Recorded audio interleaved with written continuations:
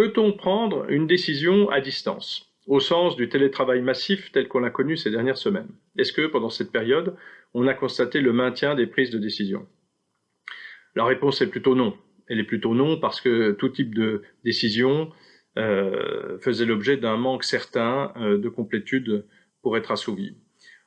Au fond, il y a trois types de décisions. Il y a des décisions de type décision d'autorité, décision autoritaire si on veut être un peu plus agressif. Décision d'autorité, c'est une décision qui se prend un petit peu indépendamment des avis, des propositions qui sont émises autour de la table, des décisions qui vont répondre à une autre préoccupation supérieure, plus lointaine, stratégique, décision qui peut répondre d'ailleurs à une volonté de caprice, soit dit au passage. Et ce type de décision bute sur deux caractéristiques. La première, c'est que comme elle est d'autorité, elle est indépendante de l'avis des uns des autres, donc il faut tout de même s'assurer pour le décideur que la décision sera acceptée, et c'est évidemment beaucoup plus difficile en télétravail.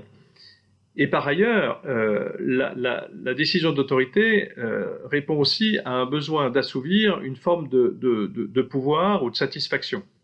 Une satisfaction de savoir, une situation de connaissance d'une information dans l'entreprise, ou encore une fois, peut-être parfois de pouvoir. Et cette satisfaction ne s'exerce que si elle vient buter comme un miroir sur son auditoire. Et là, on voit très bien qu'en télétravail, il est beaucoup plus difficile de concevoir qu'on a affaire à travers l'écran à un auditoire que quand on se trouve dans une salle de réunion.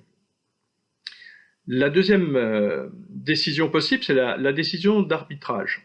La décision d'arbitrage relève parfois un peu de Ponce Pilate, mais elle a ceci de particulier qu'elle est plus une capacité à identifier le bon moment, la bonne opportunité pour décider, plutôt que de choisir la décision.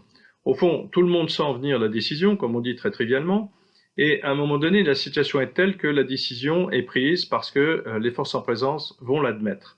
Donc cette capacité du décideur à ressentir et à comprendre que chacune des parties est prête à faire le minimum de compromis, faire le pas vers l'autre et inversement pour que la décision soit prise, évidemment ce type de ressenti qui relève plus de l'observation de la communication non verbale que de la communication, ces situations-là, évidemment, elles sont beaucoup plus difficiles en télétravail.